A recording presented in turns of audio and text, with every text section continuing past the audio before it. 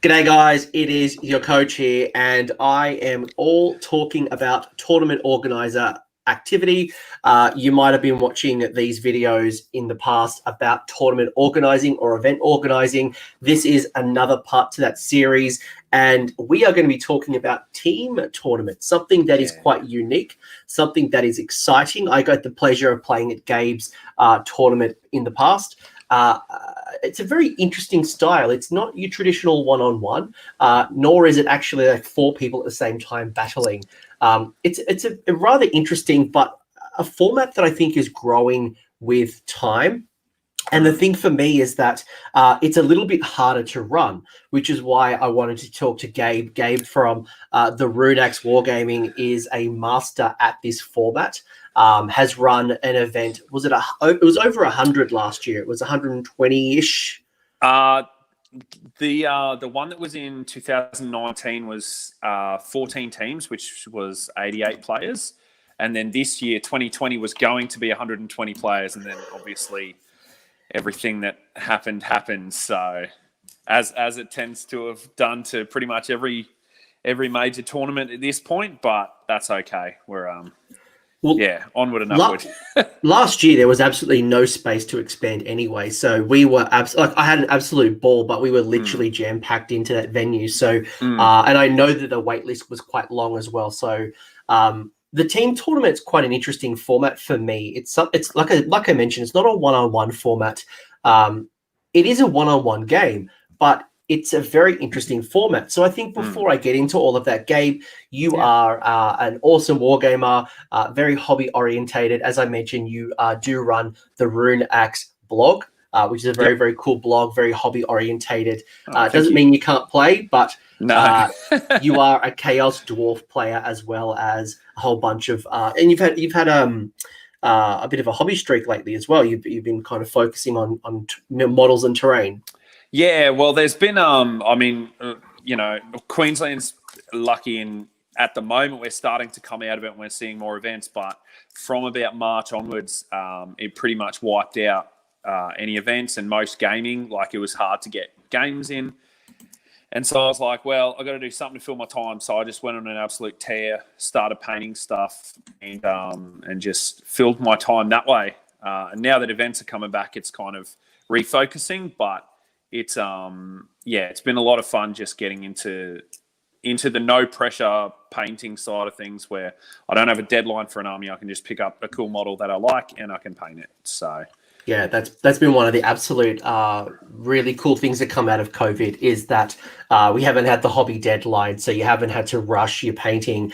I've got a tournament coming up next month for playing with my Gargants, but I've been really slow with my Gargants, green stuff in converting.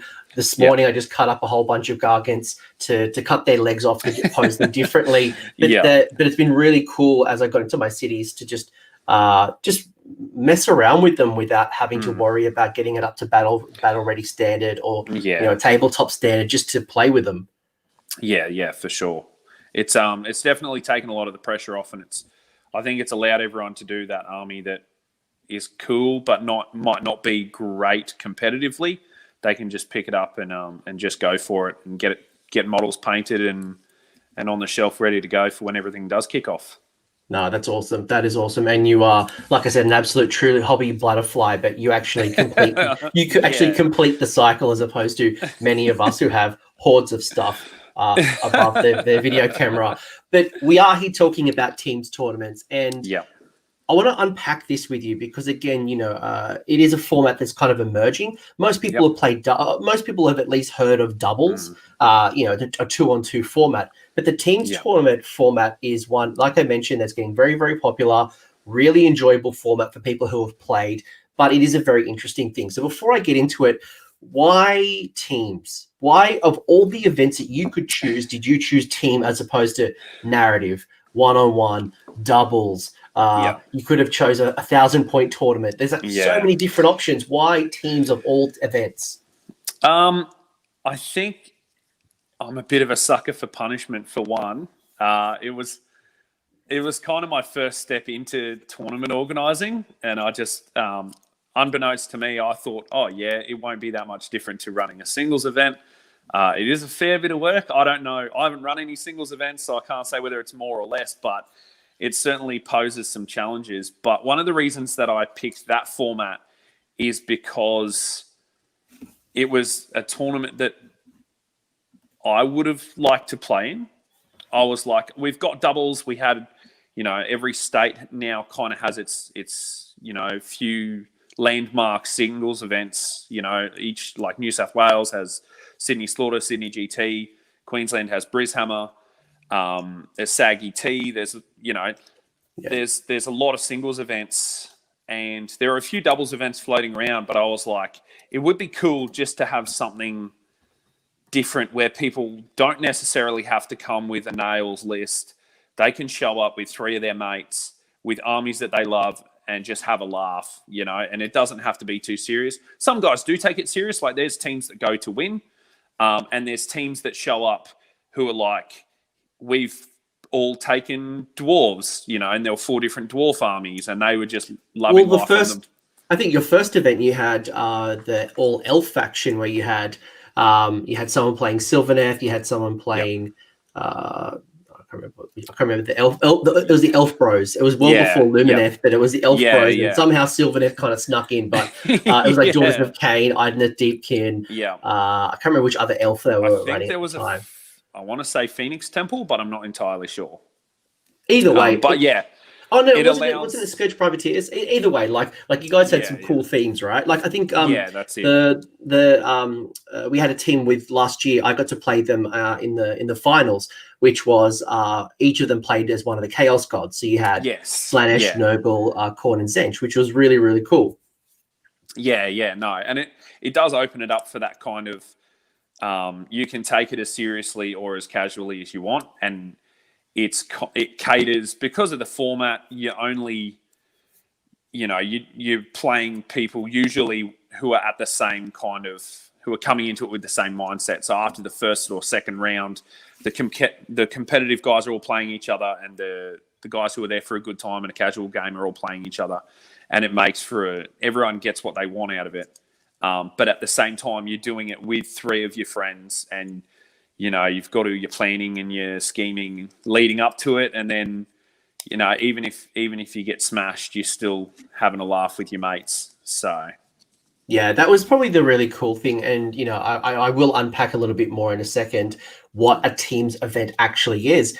But I think for me that was my second teams tournament. So the first team tournament I played at was Clint, Mallet, and Chris Welfare run a teams tournament in Sydney at Moab, and it was very early on. I think it was like 2017, and I had a really bad time. Not because of Chris or of Clint, but the way we had done it was they forced you to take one of every Grand Alliance. So you had to, and at the time, Death didn't even have Legions of Nagash. Destruction, I think, only had Iron Jaws at the time, maybe Beastclaw Raiders.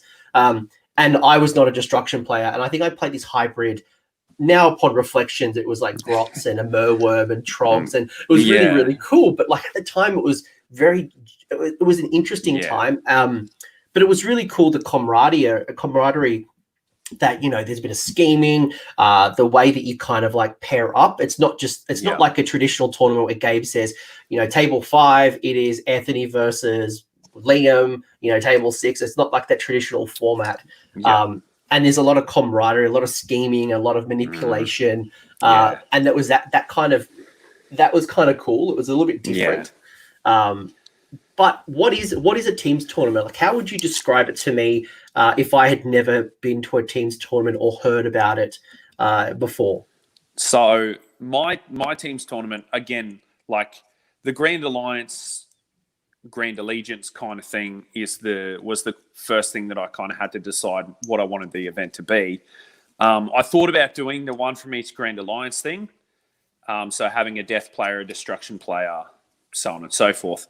I felt like that was a bit restrictive because you might have 2 guys who play Order and 2 guys who play Destruction who want to come to this event, and they can't because none of them own a Death army, for example. And so what I did was I capped it at 1 player out of each team can take a certain allegiance.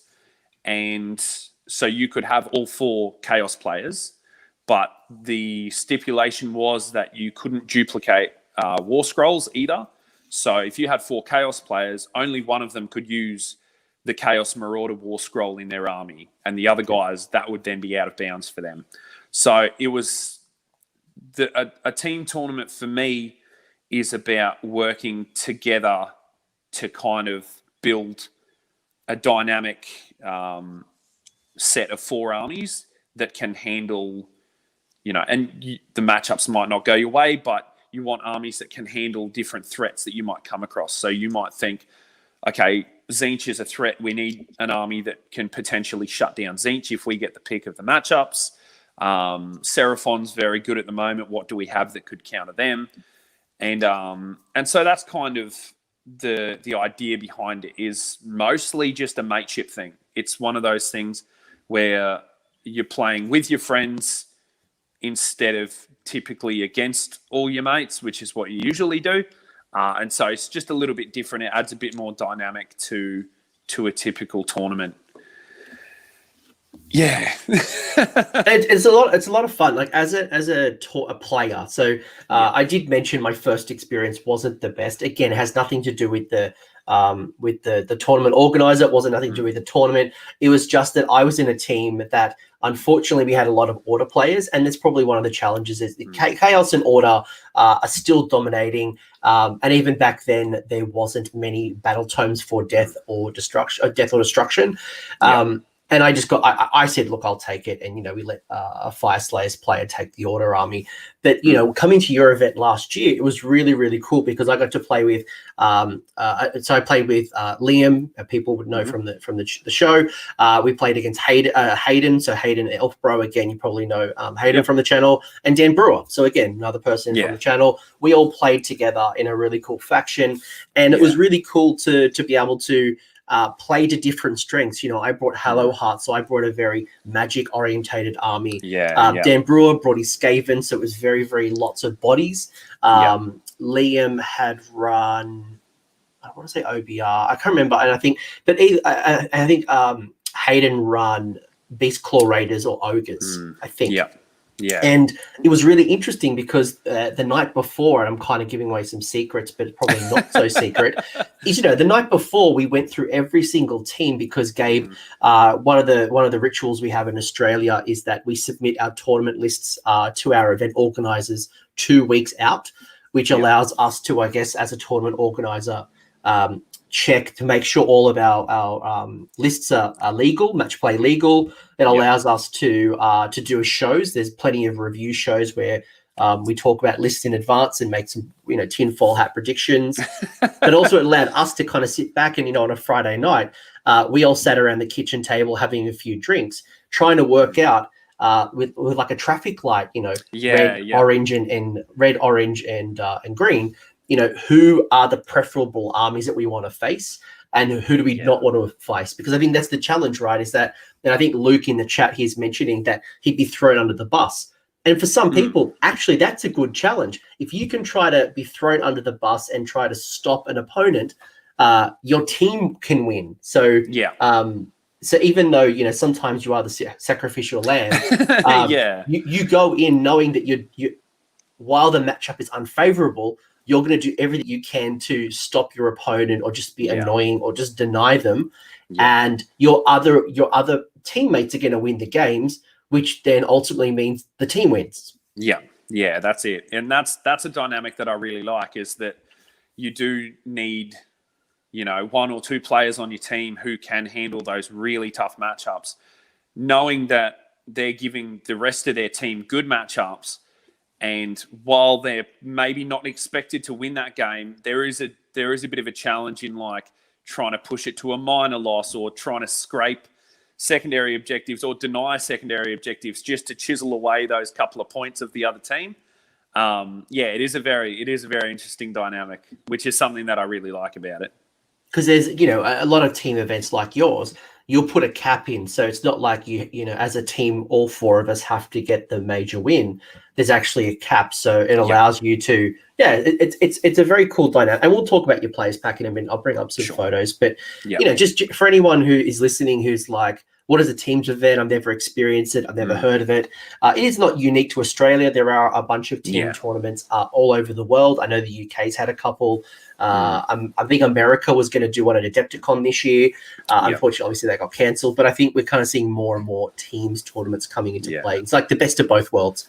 It's the team format, and you get your one-on-one game. Definitely. Yeah. No, it's good. It's certainly becoming more popular, and I don't think it's at the expense of other events either, which is good. Singles events are still caning along. You still see doubles events everywhere. It just seems like another facet of the community, and it's not, you know, it's not taking away players from those other events. It's just another option that people have. And one of the good things that I like about it as well is sometimes, as a new player, a singles event can be a bit intimidating to go to, especially if you don't know many people. Like if you're going in blind to your first event and you're not really sure if you might not be confident in your list or your rules or anything like that, it can be really intimidating to go in. And then you might get shit mixed in your first game, and that can be really off-putting. Whereas in a team event, you can go, yes, I'm new, but 3 of my mates have been here before, and there's that comfort in knowing that even if you lose, the pressure is off a little bit in teams, because you can lose and it's not the end of the world, you know? So I think it is good for community growth when those experienced players bring along those new players on the team and kind of show them the ropes and get 5 games in under their belt in a good environment. I know many tournament organisers are considering how they get more female gamers into their mixed as well. And I know from my personal experience, my first 2 games were actually against female players. So I got to play Monica with her corn, which is very, very cool. Unfortunately, killed Scarbrand, her little child, very early. But it was a cool game. And then I played a Seraphon lady, and it was a lot of fun, Jess. Right? Yeah, Jess, that's it. I know Jess. Jess. Yeah. Yeah, she was cool as well. A lot of cool fun. But, you know, if you are thinking about that, like that was another, you know, they were really enjoying themselves. Again, you know, the one-on-one competition is not for everybody.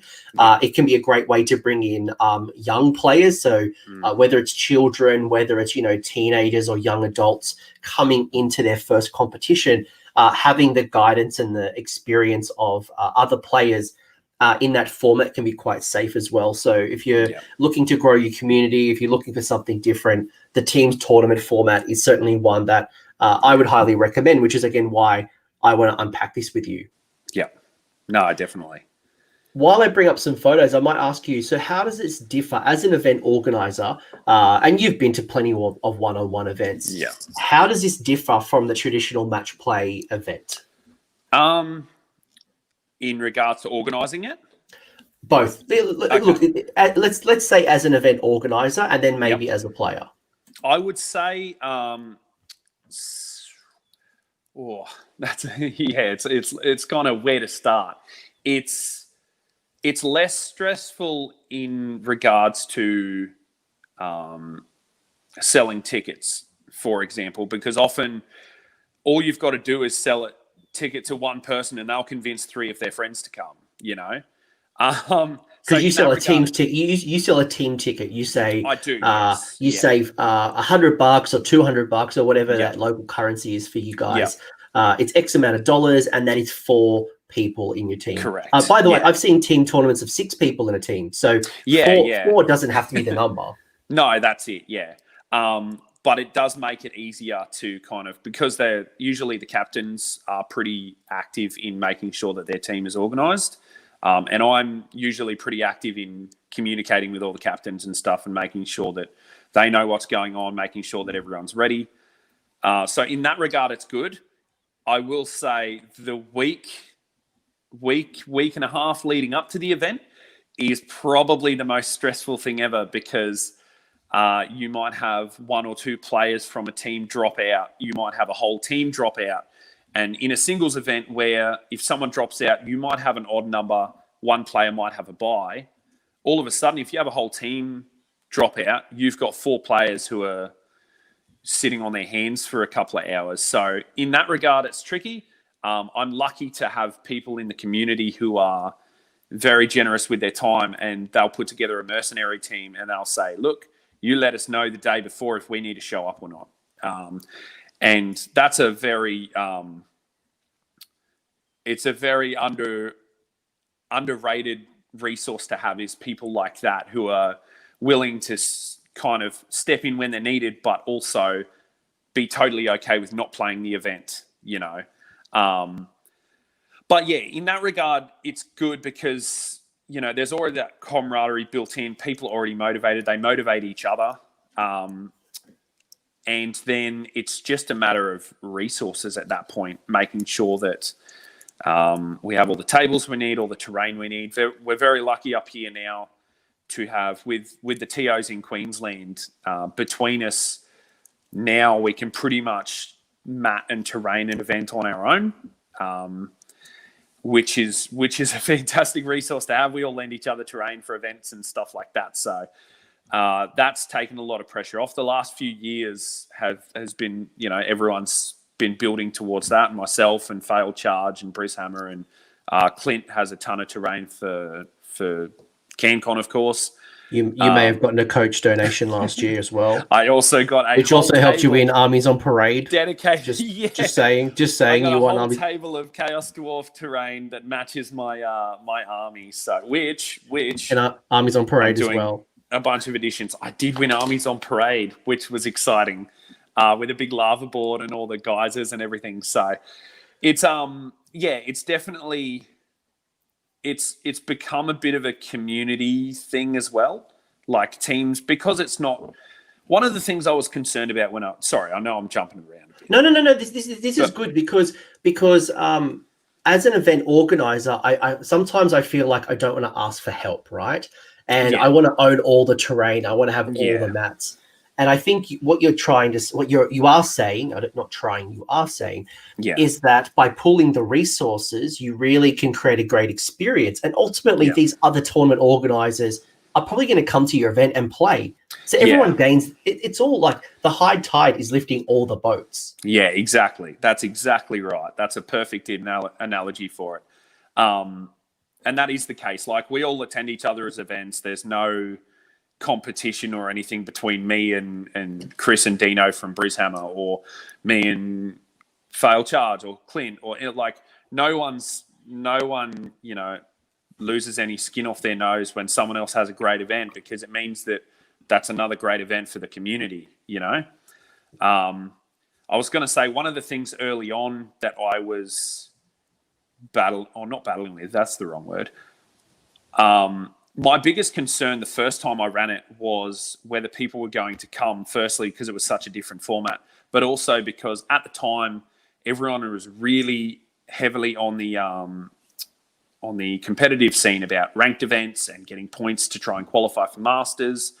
And originally I was like, do I try and work out some way to rank teams?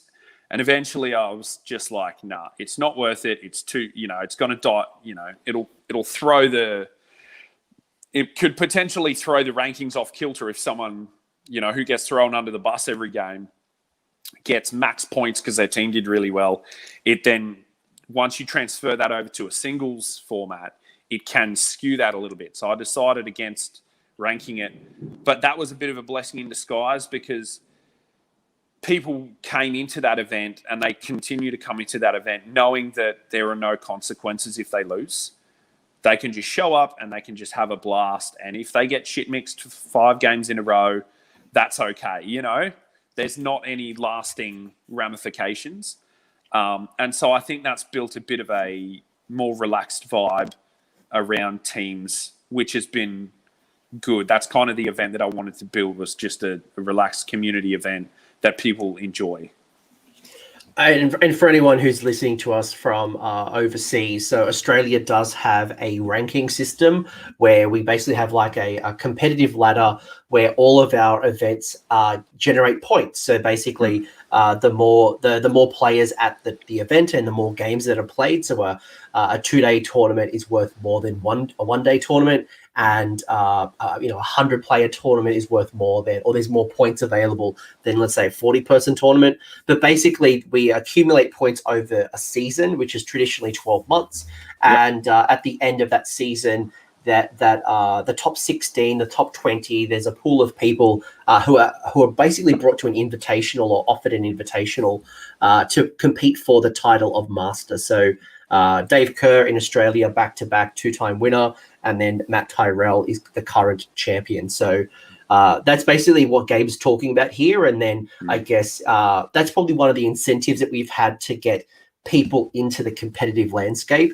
But I know for myself, when I attended the Rune Axe, it's straight after the Masters season is over. So it's in a brand new kind of season. So the timing is good.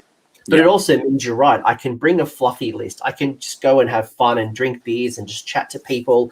I can, if I'm striving for that title of master, or I want to prove myself I'm the best, I can always let my hair down a little bit and just have fun and laugh and win and just, roll dice with my mates, and that pressure kind of comes off. And I think a lot that's been one of the draw cards. And I know the Measured Gaming boys from Victoria wanted to come up. It does. Your milkshake does bring all the boys to the yard, and the girls, but So look, I can't speak highly enough of Teams events, and if you are in a community that's not running Teams events, I would highly recommend considering the format, and hopefully through Gabe, we're going to learn how to best do it. So we've got a bit of an understanding. Like if I'm coming to the event, what should I expect? So you talked a little bit about the tournament organizer. You talked about pooling resources. You talked about some of the pros of selling a ticket and getting 4 or 6 people immediately, so you can kind of get the money quite easily. But then the challenge is as well is that if one team drops, you're trying to replace 4 players. So having whether you are a team organizer or you're just organizing a one-on-one, you should always have backup players, because people will drop out. Life will happen, things happen. So having some backups to make sure that someone hasn't traveled halfway around the country and they don't have a game. That for me has been the suckiest thing, is that, I'm sorry, you traveled half a day to get here. And you're the buy buster. Yeah, that's exactly what I try and avoid every year, is because I know that people do travel a long way. We've had people from Adelaide and Sydney and Cairns and all over the place, and it's always something that I want to make sure that everyone actually plays 5 games, and so that their trip isn't, that there's no mark on the record for their enjoyment kind of thing. They've had the maximum fun that they can have and the maximum games. I'm going to bring up your place pack in a second, because one of the things that I want to talk a bit about is how do you format a Teams event, and how do you bring it to life? How do you, because like when I bring up, I'm just going to bring up the picture again because I love it. You're right. Like when so that was the so Gabe is here commentating. So you guys live streamed it in partnership with the Failed Charge. So that was a really cool stream with Gemma, Mick, they did Dennis. A fantastic job. And I believe their streams are still available on the Failed Charge if you want to see how that works. But you've also got the champions here at the top. So you've got Ash, you've got Rob, you've got Chris and Matt, who actually were the 4 Chaos Gods. So they each ran. Ash ran Zench, Rob ran Slanesh, Matt ran Korn, and Chris ran Nurgle. And then you can kind of see a little bit about, I mentioned earlier that we were kind of jam-packed and there was no space to expand. You can see that's just a bit of a snapshot. So very well spaced, but, thinking about movement, thinking about spaces as well for people to kind of break out and talk and plan. So some things to consider as well, but straight up a great event. But while I bring up your place pack, I'd love to hear from you. Like, how do you bring it to life when you're thinking about your players pack and thinking about your communication to the players and those captains? You talk about captains because we don't talk about captains in other events. So so talk to me through that while I switch slides. So with the captains, I'll usually that's kind of my point of contact to each of the teams is through the captain. There'll be any information that I need to give any of the teams. I'll send it to the captain and I'll entrust them with sorting it out with their team. I'll chase up lists through the captain. That way I'm not chasing, 4 people for every team to try and get my hands on a list. But it does make for a good way to communicate. And we're all pretty active. They hit me up with questions all the time and making sure stuff's legal and doing all sorts of shenanigans. So how do I become a captain? Because I guess that's the first thing, right? Like you talk about communication to the captain. So imagine talking to 100, 120, 118, 80, whatever the number might be. Yep. Communicating to everybody could be challenging. So you're routing your communication primarily to a captain. So how do I become a captain, and why is that important? Basically, the captain is pretty much whoever's organising the team. So 4 mates will get together. One of them will get in touch with me and buy a ticket. And then that person, if that person's happy to be captain, so be it. If they're going to elect someone else in their team, that person can be the point of reference.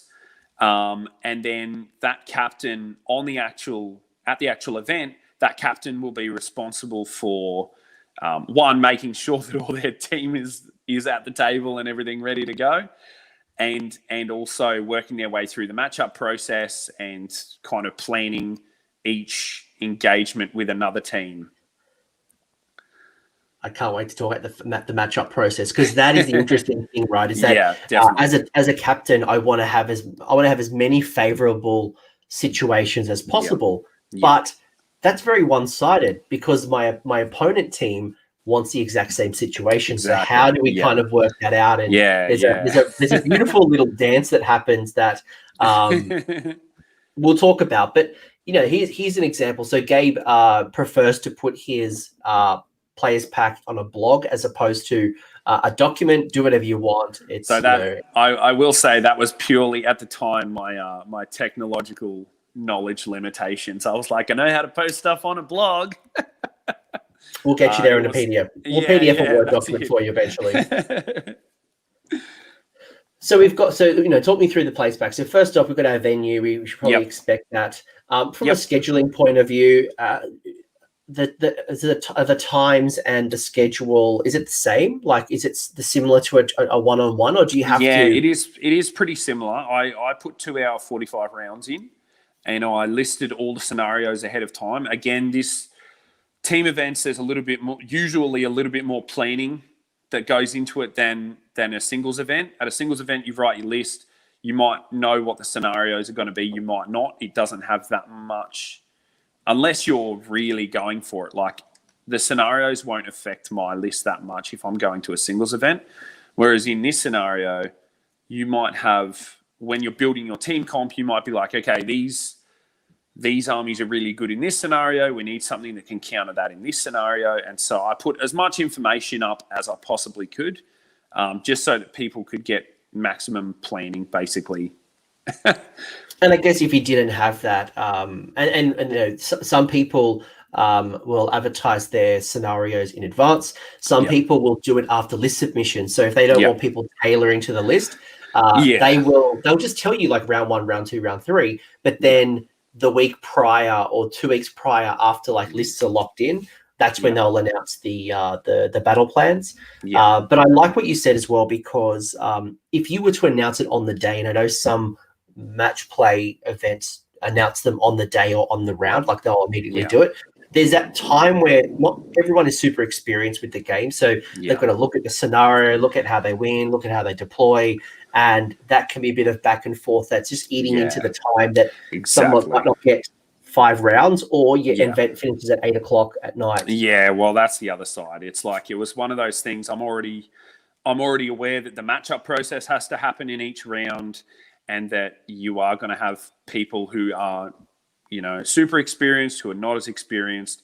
And I wanted to kind of make sure that I'm catering to everyone. So the more issues I can address before that time limit starts, the better, because then it allows more time for them to actually do the matchup and actually play the games. So that's kind of why I announced the rounds well ahead of time. Yeah. And it's another cool reason why you also publish the lists in advance, because Yes. then people don't have to wait till they get to on the moment. You can utilize things like Facebook to say, hey, here's the draw. And before we even get to the table, I can start looking at the lists. And here's an example. He's actually my team. So we called ourselves Team Toasty, very similar to Mortal Kombat. For a brief second, we did talk about dressing in Mortal Kombat, but I think that missed opportunity. it died pretty quickly. But his Hayden was Slanesh. There you go. So straight up the bat, like any of our opponents could have looked at our list. And gone, right, this is what it does. Hello Heart. Well, we're going to chuck the Corn player in because the Corn player can ignore magic and throw Hex Gorgeous Skulls, and they can look at the list.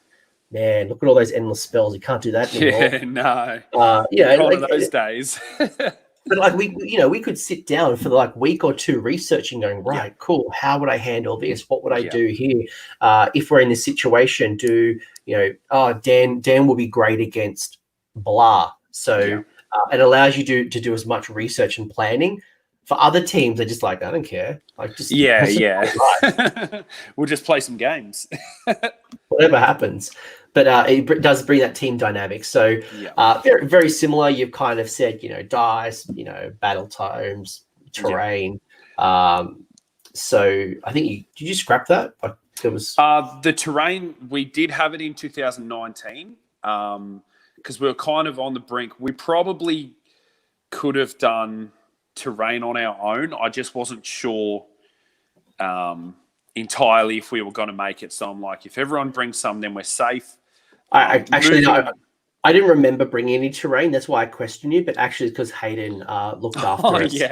But just for anyone who's looking at this, and this is something that I really appreciate in the Australian community, and talking to our American tournament organisers, I know that they would love this process.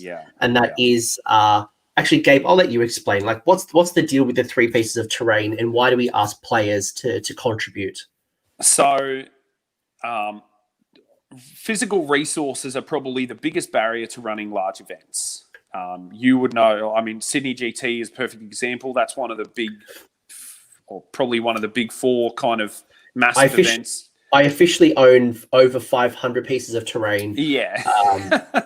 I own 55 battle mats. I'm still printing terrain. Heaven forbid, knowing what Clint does. Clint runs a 240 player event. So it's one of those things, because that physical resources is the biggest barrier. Pretty early on, we hit the ceiling of going, okay, well, one person, you can't put one person in, make them responsible for buying all of that stuff, painting all of that stuff, supplying everything. Like, that's unrealistic, and it's a lot of pressure on them. So I don't actually remember what event started it or it's how Clint. it started. It was Clint. It was Clint from CanCon. Because if you think about CanCon's 240 players at the moment, which is 240, so 120 tables. Which, if you times that by the average Age of Sigmar table, suggests about 8 to 10 pieces of terrain. So we're looking at over 1,000 pieces of terrain that Clint is on the hook for. Now, our events are not profitable. We're not earning lots of money. So either we need to jack up the prices to buy cool terrain, or buy all the terrain. But then there's also the question of logistics, right? Like, why would Clint have over 1,000 pieces of terrain where he runs one event a year? Or better yet, where would he keep 1,000 pieces of terrain? And then where do you store it, right? And this idea came off the back of I think a shared accountability. It's where Clint, we went from 55 to 110 to 220 to 240, and one of the reasons why we didn't jump from 220, because I know we could have gone over 240 players, but as a tournament organizer, you want to maintain quality, you want to maintain control, and you don't want to have people rolling on crappy tables with unpainted terrain, or pieces of styrofoam that have been like you don't want to have a crap experience, right? So I really like the shared accountability of just contributing 3 pieces of terrain. The player controls it, so they don't donate it and it goes missing. It's something that we just go, guys, please bring you're expected to bring 3 pieces. There's a bit of it's like a mini deployment zone, right? Like basically before we start deploying, there'll be 5 to 6 pieces or 4 pieces, and then we chuck down to 3 pieces. But yes, if something like you and you don't have the terrain, you don't have the scale yet, that's something to consider, because you're right. More people want to come to events, but the accountability is on the tournament organizer. So look for ways to alleviate that. Yeah, that's it. And I think like in Brisbane, we're probably at the point now between myself, Bulldoghammer, Clint, and the failed charge, we're probably in a position where we don't need to ask players to bring that anymore, which is a good thing for players. It's a good thing for TOs to be able to go, here's a bunch of theme tables that all look sick. And so that's something that in the next players pack will probably not be there, which is a nice feeling. Look, I think the key here is work on scale, right? Look for ways that you can scale, but also look for ways where you can get a shared accountability. And you're right. Like I've been 3D printing terrain for probably 2 years straight. I'm now at a point where next tournaments that I run, I don't need my players to bring tournament terrain either. But if you're not in that position just yet, this might be a way for you to grow your event without having to spend lots of money and lots of time, because as event organizers, we've got more things to do than just build and paint terrain. And I think it's also it's a good show of support for the community as well, because they're putting back in to make these events happen. It's not just one person shouldering the load and trying to make it all work. Everyone's they're all a part of it, and they're all making sure that it all gets over the line. So and also like terrain, I will call out here terrain days as well. Like I know Gemma and Mick, for example, and a whole bunch of you guys in Queensland have helped Clint paint terrain as well. So leading up to events, again, don't take the accountability on yourself. Look for ways where people, and Sydney people have helped me as well. They'll come and take a box of terrain and paint it for me.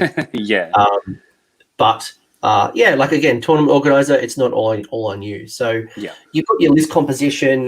This doesn't look very different. Obviously, Mercenaries has changed now in GBH 20. But that's about the only thing that's changed. You can't share endless spells across armies. I'm just looking through here. I haven't looked at this players pack since. So this was the duplicate war scrolls. So the duplicate war scrolls was to avoid things like negative play experiences where someone's just like a team is just like literally spamming 4 change hosts. 4 KO armies just full of all the boats. That's it. It basically forces a bit of diversity in armies and in play styles and stuff like that, so that you don't come and get up against 3 thrice-fold befoulments with 80 plague bearers in each army. You're playing stuff that's a bit more varied and interactive, hopefully. I mean, I could still play like 3 or 4 cities of Sigmar, but maybe one. But like one could be Hello Heart, which is all humans, and then you have Tempest Die, which is all dwarves, and then you have more like Dark Elves in the Anvil Guard. So you could still do that, but you're trying to avoid duplication and that negative experience. And then you have to work. If you're doing 3 cities armies, you would have to work very closely with your team to make sure that you don't overlap. Yeah, 100%. But again, it's part of the fun as well. We get to start thinking about things. And I think, when I was talking to Liam, I think I might at the time been thinking about living cities. Like, I can't use a branch wraith, so we had to, think about lists, and it was very cool. Actually, I think endless spells as well. Like we had to think about it. But again, that was a very interesting challenge, and a lot of fun in our list building. Yeah, that's it. Mentioned previously, we've got that hobby deadline. I think most, if not all, Australian events do ask for lists in advance, or you will get penalised for in tournament points, or we actually may not allow you to attend the event. So actually, if you refuse to submit a list, the tournament organizer could say, "Don't come." So be wherever you are on that spectrum. Anything else from an army point of view? I think we're very, very similar in regards to just things like, it's not pretty really standard. It's nothing too outrageous. Proxy or conversions have to be approved. That's more to just mitigate people sticking a children's toy on a base.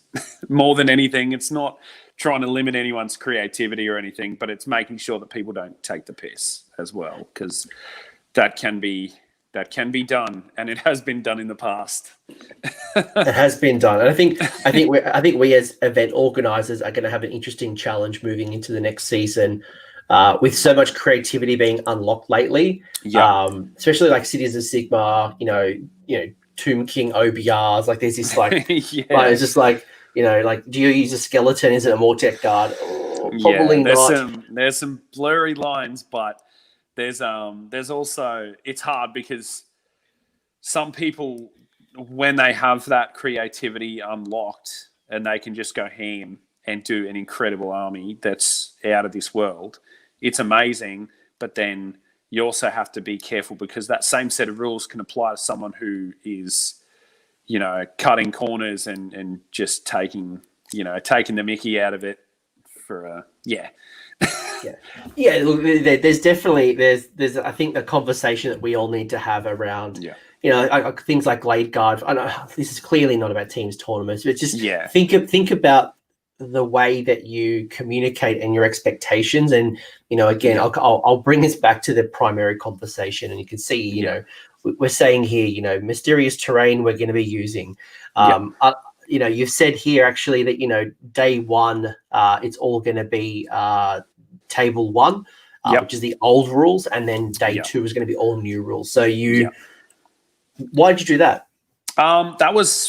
It was more to save time, tell you the truth, because again, this comes down to time restrictions and stuff, and it was one of those things where if I'm like, okay, on Saturday you just need a D6 chart on this, and then on Sunday you got a D6 chart on this, rather than going, okay, 1 to 3 I'm rolling on this chart. Okay, I'm on that chart, then you roll another dice, then you determine it, and then you do that for the next piece, and then you've got 10 pieces that you have to do all that rolling for.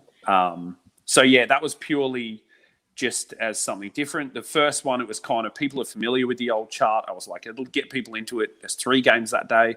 There's only 2 games on the second day, so they can, get adjusted to the new terrain. Because this was this would have been about 3 or 4 months. Yeah, it wasn't long into GBH. Yeah, correct. So I didn't want to overload it with, because this tournament's already got a lot going on with teams, so I didn't want to overload it with all this extra stuff. And that's kind of the same reason I didn't include Realmscape or anything like that. There was no realm features, there was no realm command, no realm spells. There's no realm stuff, because I guess there's already a lot of complication in regards to the matchup process. And in some team tournaments, they'll actually have like a pool of 4 scenarios to use in one round. So matchup 1 might be X, matchup 2 might be Y. And this wasn't. Sorry, this was also in the age of Realmscapes being a lot more, in some cases, out of control than others. Like, they've been toned down a lot in the current GHB. They used to be pretty outrageous. So, some of them were very crippling to certain builds. So, exactly. Was it? I can't remember which realm it was, but like it stopped shooting to be, shooting got restricted to only 12, or anything that like run and charge and move could take D3 or D6 mortal wounds. So it was quite brutal to some people. But one thing that is very different to my experience that a team tournament does versus other tournaments is this right here. Is the scoring, because it doesn't just rely on me winning my game. Talk to me about the scoring. Talk to me how you score the event and you ultimately determine that winner. So basically each round there's a total of 60 points that you can get. 60 points that you can score, sorry. You can earn more than that. If all 4 players get a major win and their secondary objective, they're getting 18 points each, right? Which is pushing up into the 70s. The idea behind this is, because you've got that allowance for extra points, it means that you can have someone thrown under the bus and go for a minor loss. And if the rest of the team gets major wins and their secondaries, you're still just about maxing out points.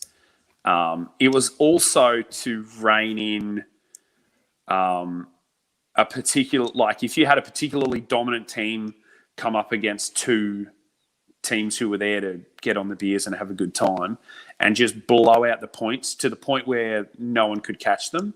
That I think also makes a negative experience because it takes a bit of the shine off for other players who might have had a harder road to those top tables.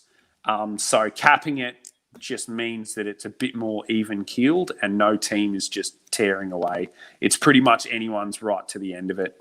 Once you get to the end, you got like probably 4 or 5 teams that are all in it. And last year there would have been 4 teams that were all within one strong round of winning in the last game. So, which I guess as a TO, that's what you want. You want it to be nice and close and nice and competitive.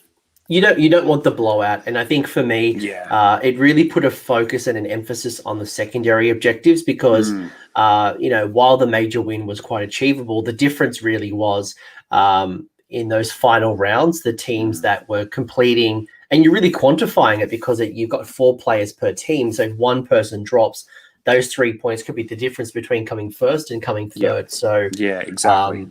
And I think for me as well, it gave if you got given a terrible matchup, it still gives you a focus. Like, look, you're going to lose. Like, you straight up, we know that we're throwing you under the bus, but we think that you can get the secondary objective, and those 3 points will be valuable. So you just play to that. You just there's your single goal. Pouring 2,000 points into a secondary objective, which people did, and they did very well out of it. So, yeah.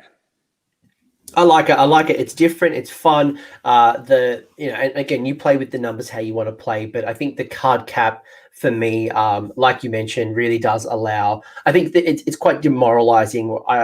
If you start to see like one team where it's uncapped, there's an absolutely massive blowout in the first round or the second round. Yeah.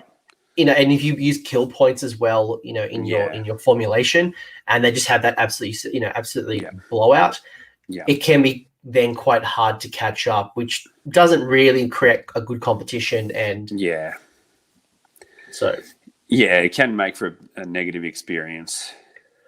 Not to say that we want to pander to people, but just think about the experience and think about what you're trying to achieve. You do want it to be as fair as possible. So. We've also got the sports score. I know some people like to have sports scores either in their tournament points, or sports scores are just more of a management system where it doesn't actually contribute to the total winner. We've got the hobby score as well.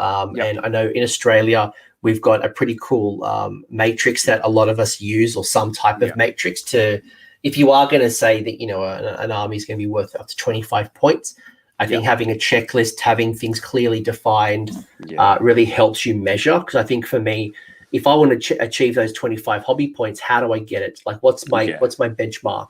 Yeah, it's also an objective way to score an army. Like, you could walk up and see a Stormcast army, and it might not do anything for you. You might be like, oh, that's a boring, if you didn't like Stormcast, for example. I didn't mean to pick on Stormcast players. I'm just using that as an example. But I'm going to get so many dislikes in this video. Please go to the Rune Axe blog. The link is below. Go there and tell them why he's wrong about Stormcast. Please don't punish me. But it means that you can go through and everything on the matrix is fairly achievable. Like, do you have any free hand in your army? You could have a go. Like, no one's saying it has to be, the Bible written on someone's cape. It just has to be, having a go kind of thing. And so it's all pretty achievable and it's all objective. So, going in, if you're realistic and honest with yourself, you probably know exactly what score you're going to get. It's very descriptive, and it has a whole bunch of options, right? Did you have object source lighting? Did you have a display board? Was there any conversions? Minor conversion, major conversions.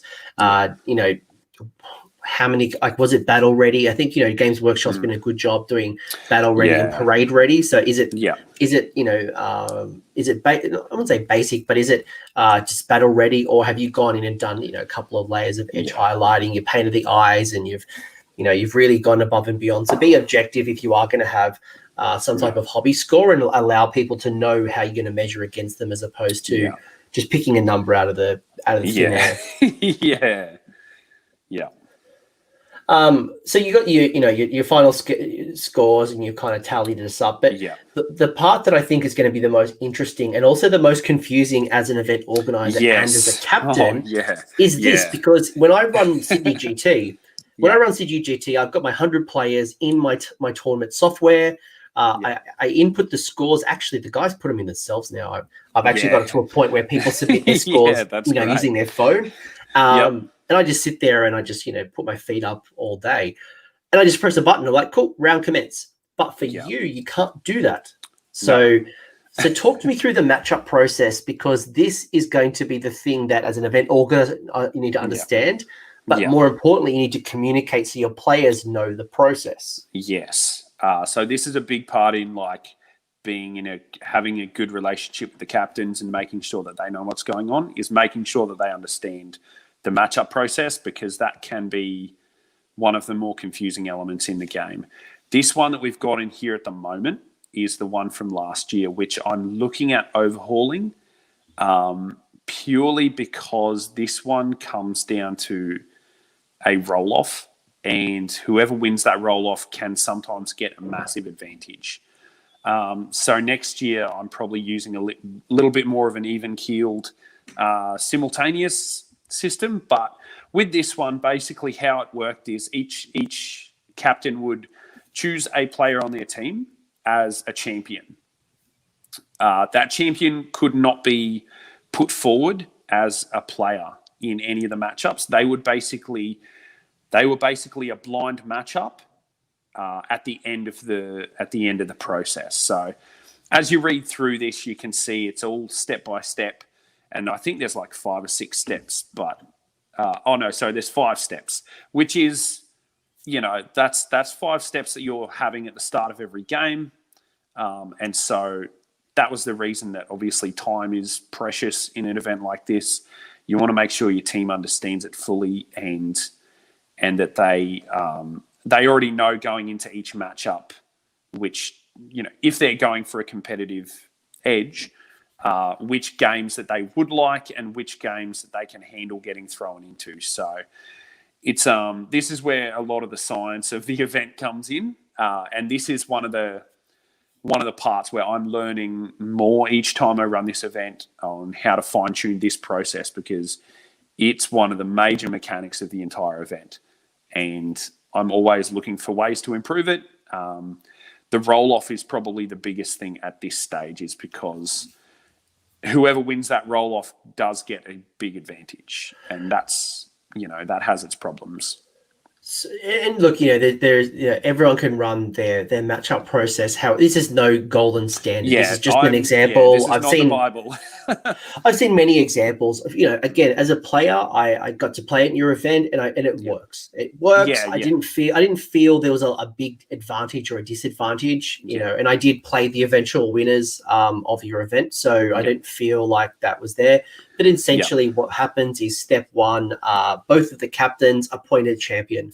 So the champion could be themselves, it could be one of their players. So those 2 players, those individual champions, are matched up together. So we've got 3 players left on each side.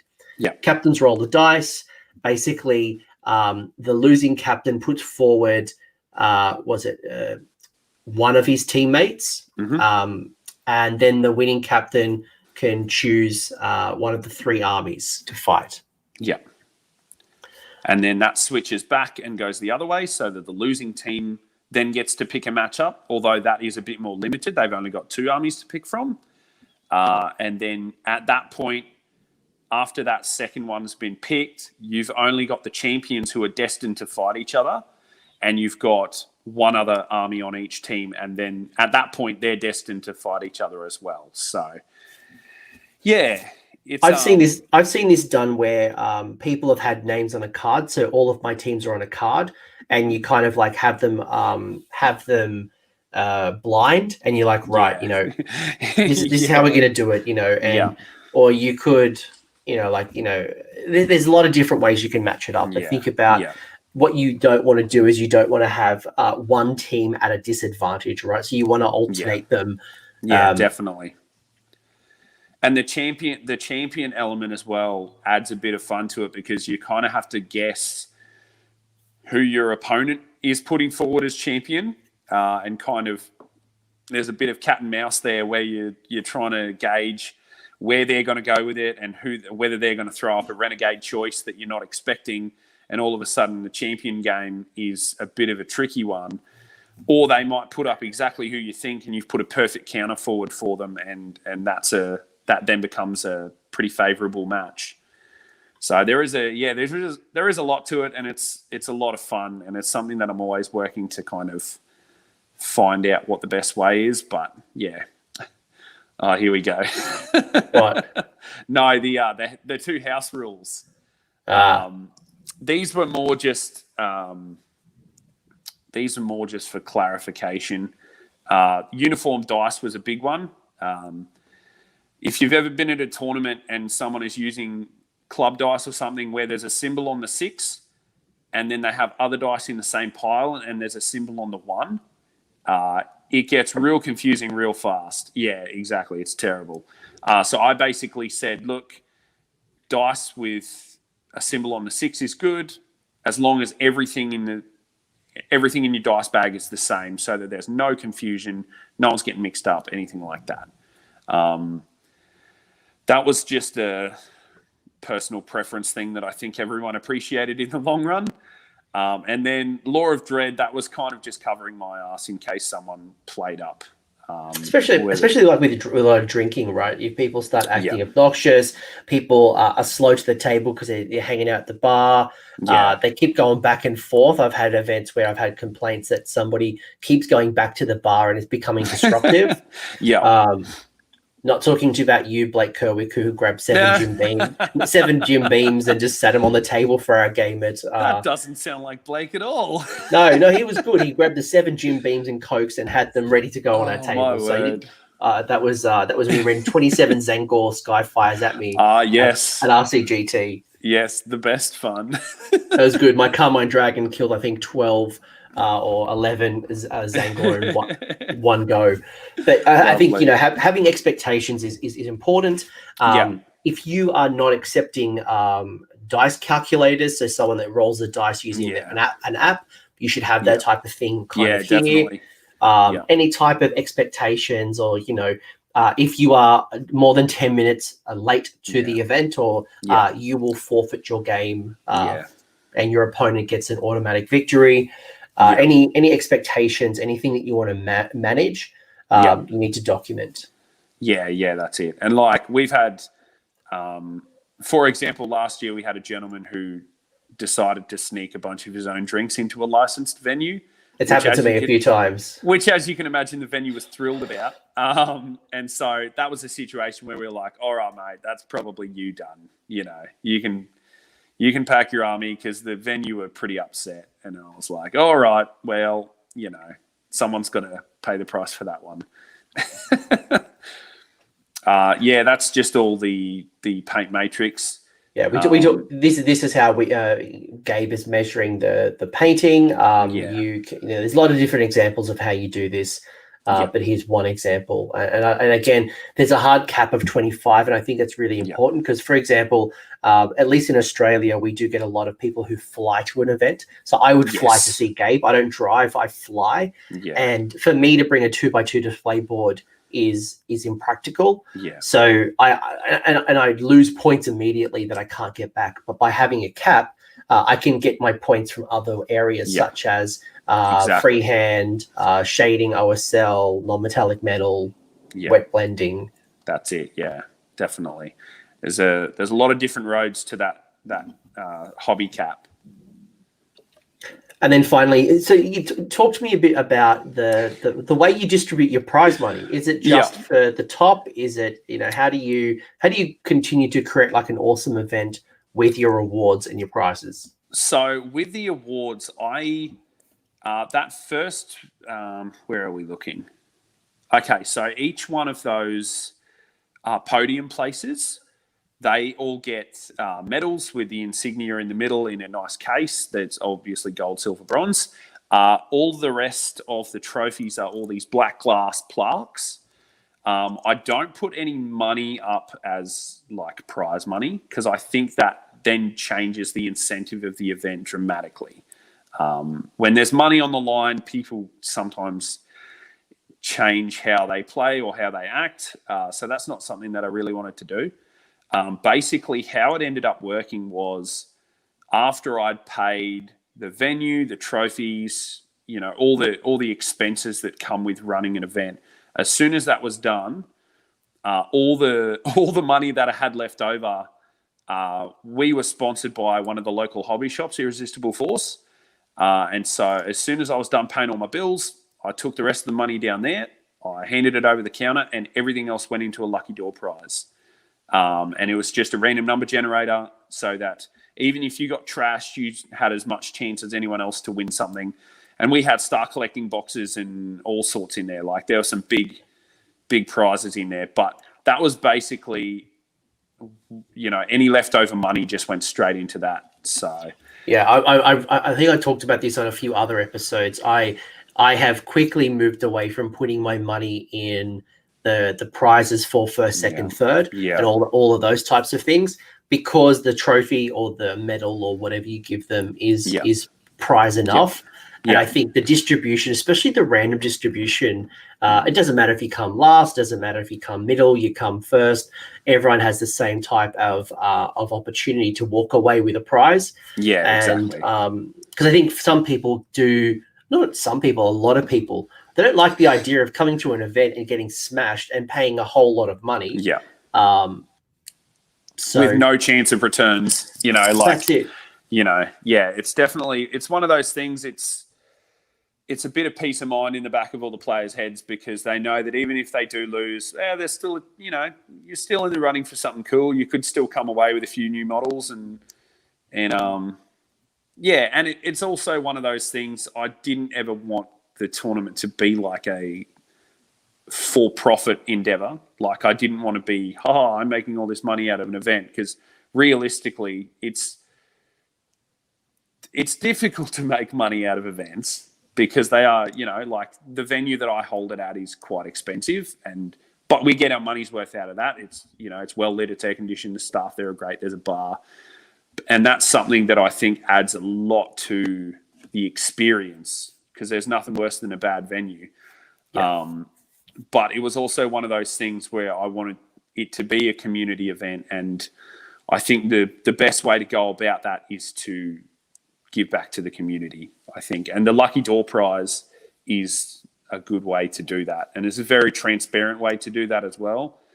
People know that you're not scooping money off the top. I think last year I had $15 left over at the end, and I bought myself KFC on the way home on the Sunday to celebrate that it was all over and was a success. So, yeah, there's definitely, despite what people might think, TOs are not rolling in cash.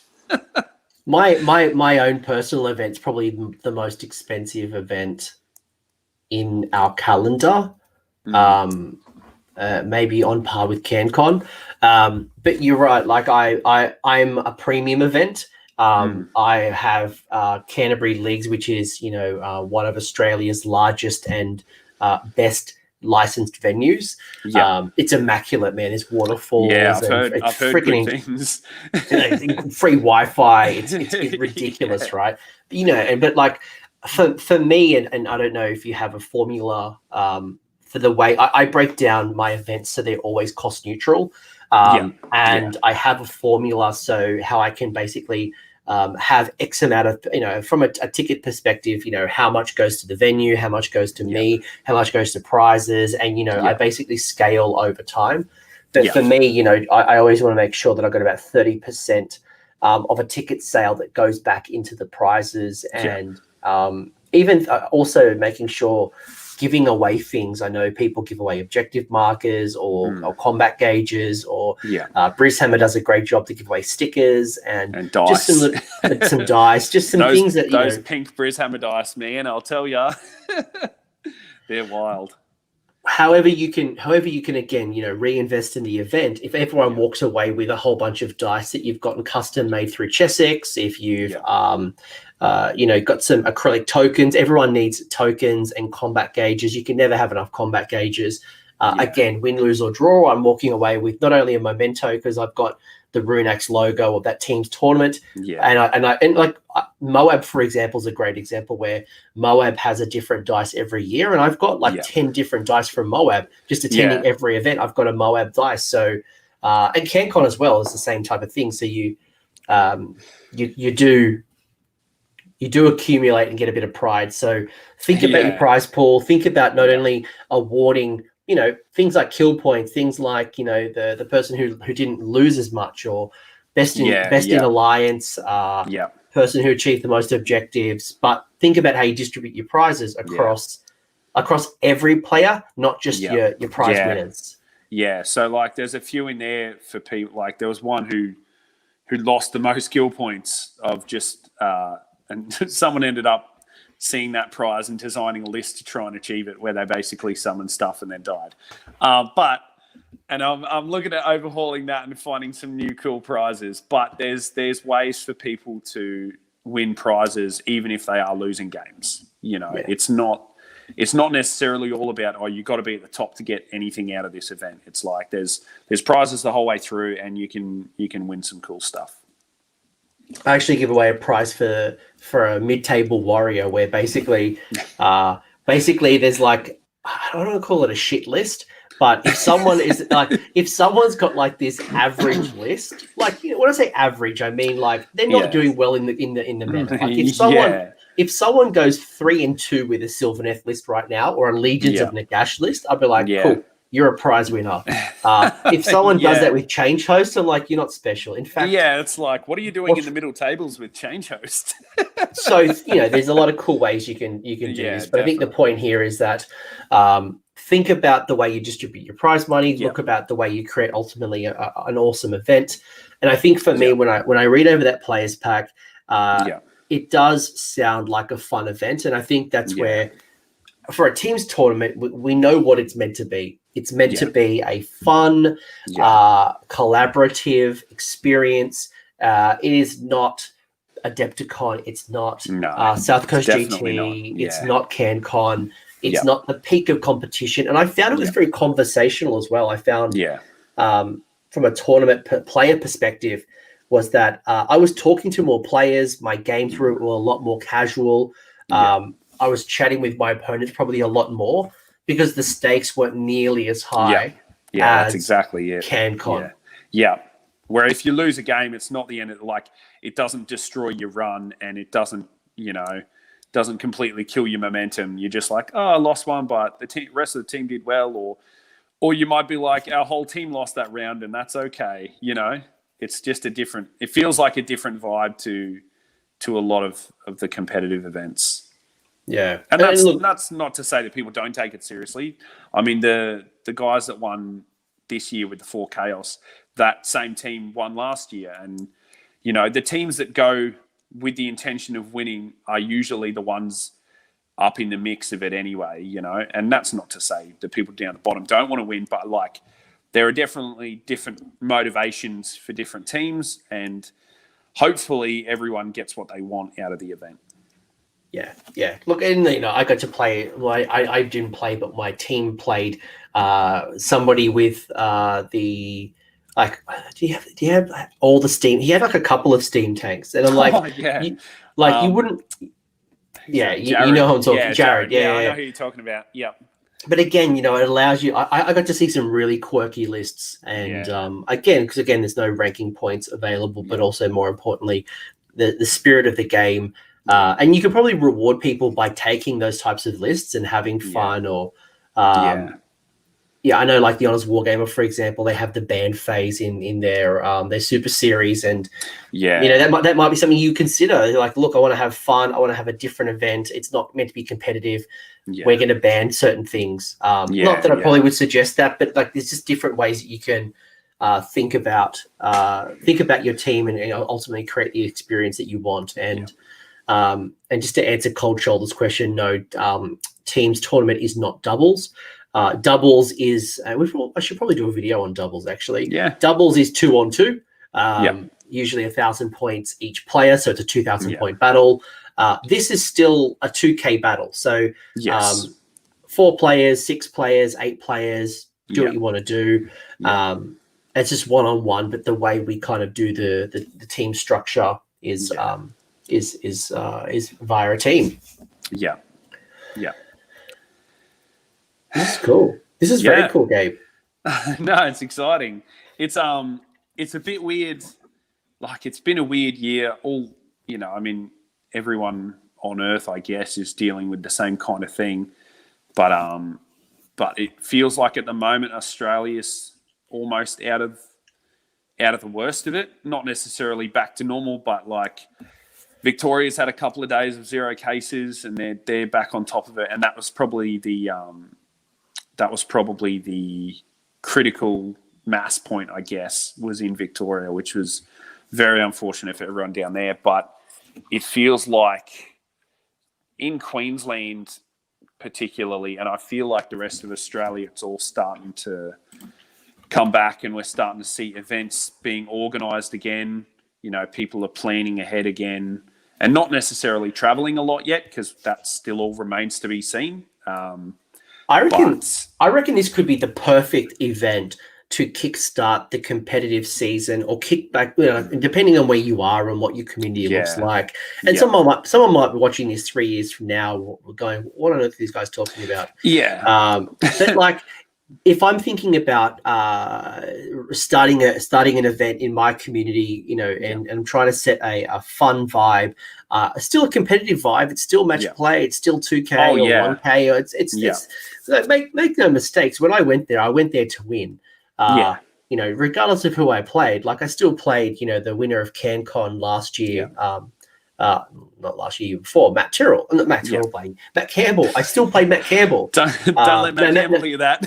Matt Tyrrell wanted to be in my team this year. Okay. And I was going to be the captain. I was just going to throw cash at you, and Tyrrell was going to be in my team. Okay. The point was that, we still wanted to go there and we still wanted to win, but the intention and the interaction on the day is different. And I imagine for you as an event organizer, you sit there and you just enjoy the conversation. You enjoy the laughs. Because that you aren't organizing as much of the matchups. And I imagine, I don't know, maybe I'm speaking for you, but the rules inquiries, I imagine, were probably a lot less. People, again, are probably more likely to just roll the D6 and on a 4+, or try to work it out themselves, as opposed to, again, in the moment, like, arguing about the rules. There's a funny story about that. So I don't have any, I wasn't wearing like a club shirt or a TO shirt or anything like that, but all of the stream team from the Failed Charge all had their polos on. And so Mick from the Failed Charge, who was the roving cam, he was getting bombarded with questions as he's walking around, and no one was bothering me because I was just in a casual shirt. So credit to Mick, he took a lot of questions that I wasn't there for. So to be fair, round 5, Mick was pretty drunk by the time that I got to play the eventual champion. So that was, I think round 1 he was pretty close. Tell you the truth, by the end of round 1, he was up there. But maybe the lesson here is, detracting from Mick getting drunk. Yes. Smashing the bundies. But the making sure that it's clear who the event organisers are, who the support is. Gabe didn't do it himself. Gabe had a team, so make sure that you've got people who not only can step up if because things happen, man. I've had plenty of tournaments where someone with the right intentions has been at the tournament, and then they get a call from their family, a kid's sick, their workers has begged them to come in, they got food poisoning. Stuff happens. By having someone to jump in is going to help, but also have people there to take photos, have chats with players, make sure that the game is going smoothly, to give checks to let people know you've got half an hour left, 15 minutes left, an hour to go. Have a support team, because you can't do it yourself. Definitely, especially in teams. Have a couple of people around you who are there to help. It makes the biggest difference in the world. No one's expecting, I think in today's day and age, no one's expecting TOs to do it on their own. And people are happy to help. Like, I have people and you would be the same, where people are like, let's, what do you need? Do you need set up the night before? Do you need help on the day? Like people are jumping at the bit to make sure that the event is a success and that everyone has a good time. Because at the end of the day, that's the end goal. You want everyone to enjoy themselves and feel like their weekend was well spent playing hammers. Yeah, I mean, as the event organizer, you give up 2 days. In fact, you probably give up more than 2 days, but while everyone else is enjoying themselves rolling dice, I'm there watching everyone roll dice. Yeah. So I find generally the community is really good. They'll help pack up. People will come in early to set up. I find people will ask me, hey, can I get you a drink or buy you something? A whole bunch of very, very supportive. I think as an event organizer, I've become more comfortable accepting help and asking for help. Yeah. Where I think at the start I was trying to do everything myself because I'm like, well, they paid me to do it, right? Like, so lean into your community, try to find places. Hell, if you're not very good at like doing players pack, or I know people who are graphic designers, they're always willing to help. I remember someone in my community, Natalie, she made me up all these really beautiful custom certificates. So she, as a graphic designer, like designed all these cool certificates, which allowed me to have something unique and special to offer to my players at a low cost. And I mean, my money was going into prizes as opposed to of course, the certificates. Yeah. No, that's fair. Sorry, you go. No, please. No, I didn't have anything intelligent to say. Sorry, I just started talking.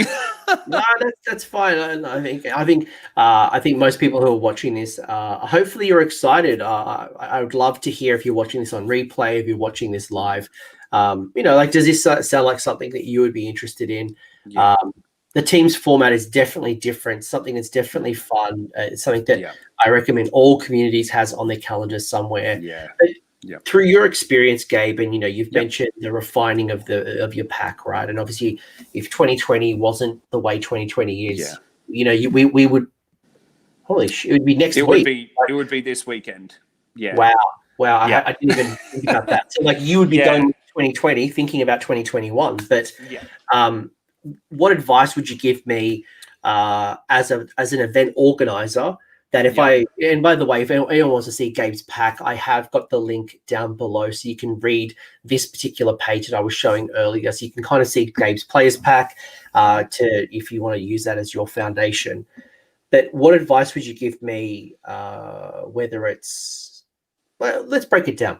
What advice would you give me setting up the event and promoting the event? Especially for a community that maybe has never had a teams event before. What advice would you give me as an event organizer, getting the message out? Okay. I would say getting the message out, I would definitely, word of mouth is the way to do it. And talk to people who, that's good. I was about to say, talk to people who talk to people, because they're the people who are going to put together a team. They'll go, this sounds like great fun. I'm going to go chat with 3 of my mates or 4 of my mates or however big you choose to make it.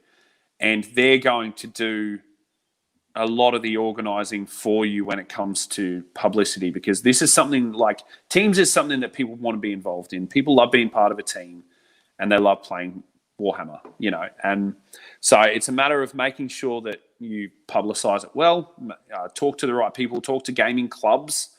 If you have clubs in your community, get in touch with them. Usually they're pretty good with, if there's an event that they're interested in, they'll get behind it. That'd probably be the way to do it. I like the one that I'm organising at the moment is, it's don't expect it to be massive the first time. That was the biggest thing for me, was keeping my expectations low and keeping my, just being realistic about the event and being okay with it being whatever size it ends up being. If it blows out to, 100 players, fantastic. If it's 20 players, fantastic. Like, you're still contributing to the community. But I think being realistic, making sure you have the resources to put on a quality event, because that is what will get people coming back next year, if they show up and they have a fantastic time and they're playing on cool terrain and they're playing in a cool venue and they're enjoying themselves and it's well run, they will come back next year. That's been my experience with every event that I've attended, whether it's singles, doubles, whatever. If it's fantastic, I'm there next year, And so that plays a huge part. The one other thing I'd mention that you done, also Clint and Chris did really well, was this concept of barbarians or mercenaries or whatever you want to call it, right? Because not everybody has a 4-man team. Yes. If I want to play and none of my friends want to play, but I really want to play, how do I get involved in the team's tournament? And the event organizer like yourself, Gabe, can help connect us with other people. Look, yes. I will help connect you to 3 other people. And you guys can form a team. And I know in Sydney, that event that I talked about that I attended, there was a barbarian team called the Fairy Princesses. But they've formed friendships that last still to this day. Rob, Sean, Peter. They had a lot of fun, and actually, they even wore like a little like fairy wings. They just absolutely took it in strides, right?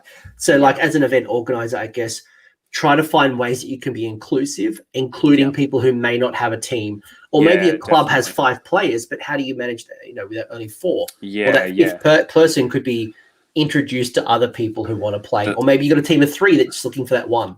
Yeah, and that's it. And those single players who are willing to play on another team, regardless of who it is, they are an absolute godsend in that week. What I was talking about earlier in the chat, that week leading up to the event, you might have a player drop out of a team and you don't want someone sitting on the sideline. And those single players who are willing to jump into the breach and just play games with whoever they need to, they are an absolute godsend as a TO. So, yeah, the mercenaries make the event a lot smoother than it otherwise would be, because they're the ones who are willing to, take it on the chin, or not even take it on the chin. They're just willing to do what needs to be done for it to be a fantastic event. Yeah, and the chat's really, really agreeing with you here, especially just having a great event. I've seen people have included lunches. People who include trivias.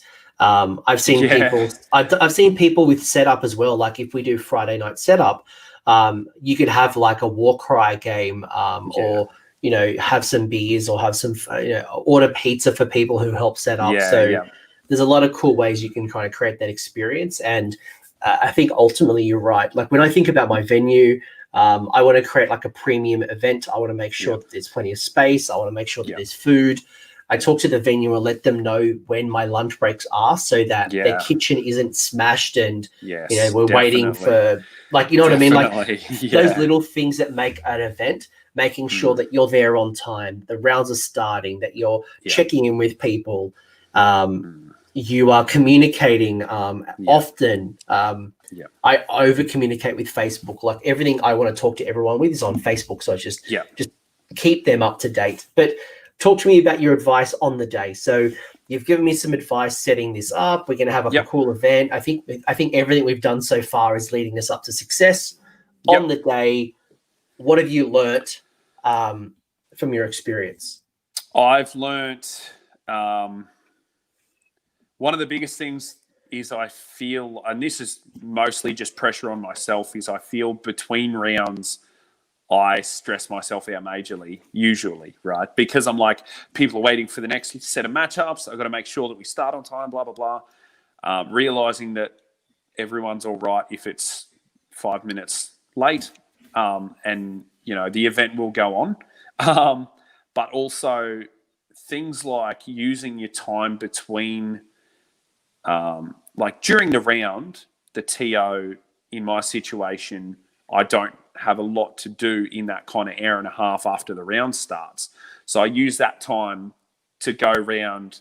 I'll find a team and I'll mark up all their paint scores, and I'll move to the next team, mark up all their paint scores while everyone's playing, because you can get a good gauge of what their army is like and all that kind of thing. So you can do all those paint scores while people are playing. That way you're not cutting into any other time. You're not delaying the schedule at all. It's just using your time wisely to make sure that everything is accounted for, and that, everything that you've pledged to put on in the players pack, you're delivering on. That's the biggest thing, is delivering on everything that you're promising, because people are paying for an experience and you want to give them that to the fullest. But on the day, I would say, I would just say be present and be aware, I think, is the biggest thing, and make sure you're on top of everything, because as soon as you start losing grip of the strings that are making it all run, that's when things start to spiral. So I think keeping a cool head, having a couple of helpers around you. I will say I have Ty every year. He does all the data entry, and without him, I'd be cooked. He is an absolute legend, and he is half the reason that it all happens so smoothly, is because he's got that sorted. I know that I can trust him 100%, and he'll handle all that side of things, which means that I can be out in there making sure that everyone's happy, that all the games are going smoothly, that people are getting their games finished on time. I think it's about understanding the workload and making sure that you have enough people on the TO team to cover that workload without tearing your hair out. Because if you're stressed, everyone else at the event is going to be stressed as well. And people are pretty forgiving as well. Like there's no major reason to stress. I've been at tournaments, CanCon far out, even CanCon this year. The tournament software crashed for a good half an hour to I think 40K at the same time, who were using Best Coast pairings at the same time as LVO. That all crashed. I think supposedly they got hacked. And I think LVO got delayed by 90 minutes. Yeah, it was something horrific like that. They ended up finishing at like 9 o'clock at night. Communicate with your players, be upfront. Nothing. Your event is not going to go perfect. I think it's very similar to like a wedding. You can plan a wedding, but there's always something that's going to go wrong. There's something you can't foresee. And I think for me as well, like one thing I like to do is I always buy like a very nice gift for my support staff. So I'll buy like a leather dice bag, or I'll buy them something that's meaningful, because these people have given up their whole weekend to help me not play Warhammer. So I'll buy them lunch. I'll make sure it's out of the tournament kitty, but I'll make sure that they have a great experience. But I think, for me, round one, I'm very much a politician. I'm kissing babies. I'm shaking hands. I just want to make sure everyone's had a good time and everything's going okay, and then leave them alone. And then come round 2, round 3, as the stakes start getting a little higher, they might have questions. They might want to ask. I also want to take photos. I want to try to take videos. I like to talk to people as well on video. So I'm like, hey, what's going on? And like, they like to reflect on that. And I do a lot on Twitter, but definitely. And then finally, what have you learned, like ending the event, or like when the event's done? Do you just put your feet up, or like what's your process when it's all done? Usually there'll be a big pack down after everyone leaves. We'll get most of everything sorted out, and then I finish the pack down usually on a Monday. But no, it's the best feeling. That last round of the tournament, I'll usually go around and catch up with everyone and thank them all for coming, because people do pay a fair bit of money to like on flights and giving up a weekend of their time and all the effort that goes into their army and everything. So I go around, make sure that I say hi to everyone before they go. I hand out all the awards, which is always good fun. And then that feeling of like having an event go successfully and everyone's like enjoying themselves walking out the door. You're like, okay, all that work for the last few months is all worth it.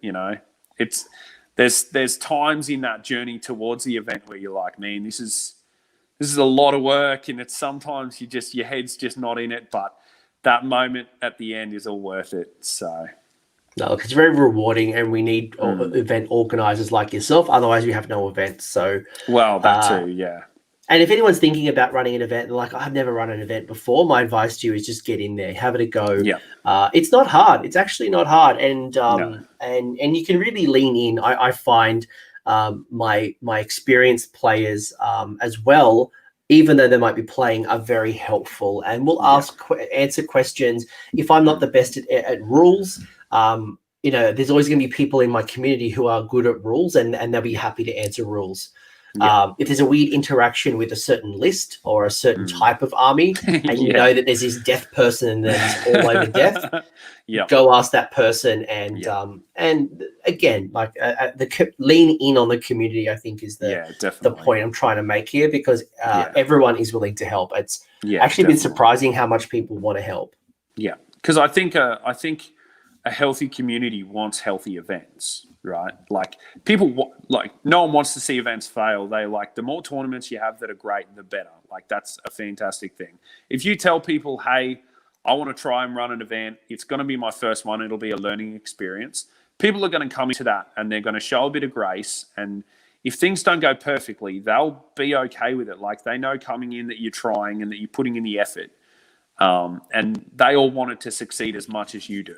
So I think it's definitely worth giving it a go. I think if you have a community that is interested in teams, it's a great format. It is a little bit of planning and there's a lot of work leading into it, but it is well worth it in the long run. And it's an event that, I really enjoy running. I think it's going to be a good event structure for a post-COVID world. I think if I think about bringing my community back together, wherever you are and whatever your country is, like however it handles the COVID, at the end of COVID and when things go back to a new normal and events start picking up locally, and we can do this in a very safe manner, I think this is the type of event that's perfect to bring everyone back together. Yeah. It's been a while. We're going to have fun. We're going to roll dice. We are going to try to whip each other's butt, but there's not a lot of stakes on. And ultimately, we're going to, have some drinks, have some laughs, and then we can kick back off into the competitive season and get back into our. I think it's actually the perfect style to get everyone back in. And for some people who haven't played for a while, again, you buddy up those friendships, you get that mentoring, get those discussions, and we've got a goal now. You got a support network because it's not just a one-on-one. It's like, cool, we're a team. Let's practice together. Let's chat. Let's talk about how we're going to handle Gargants. Like they're going to go 5-0 in every event. So how are we going to handle these bloody Gargants? That's it. Get a bit of rust off the wheels, get back into it. So it's going to be good. I can't wait to run it again. I'm currently working out when a team tournament is going to fit in the calendar. As we were talking about before, like it was meant to be this weekend, and I don't really want to wait a whole nother year to run it. But it remains to be seen. There's still a lot of variables and a lot of restrictions in place at the moment. So it's just making sure that we're being responsible and safe about it. So. Yeah, look, I'm looking at these photos and I think I remember the good times. You had a lot of fun. Absolutely, Gargants are going to be ripping off the meta, so just put it on as soon as possible. I know people are already planning events for March. I've got an event in March. I know a few others are doing March, so I think at least in Australia, we're getting back into it. Yeah, Gabe, it's slowly coming back. It's good. Any final thoughts, any comments? I think I've extracted a lot of goodness. Again, if people are interested to learn more about Teams events, Gabe, in the blog down below, I do have the link to his last players pack. But this is not the only Teams tournament. If you type in Age of Sigmar Teams tournament or some type of characteristic in Google, I think there was Six Nations was one of them in the UK. There was one at the airport. Was it? I can't think of what the UK one was, but there was basically they had it actually at the airport. So people who flew in from the European countries actually didn't even have to get off. Like they just got off the plane and they played at the airport hotel. That's a good idea. But there's been a whole bunch of them. So like this is just one of the many examples. Yeah, that's it. Yeah, there are plenty of them. Yeah.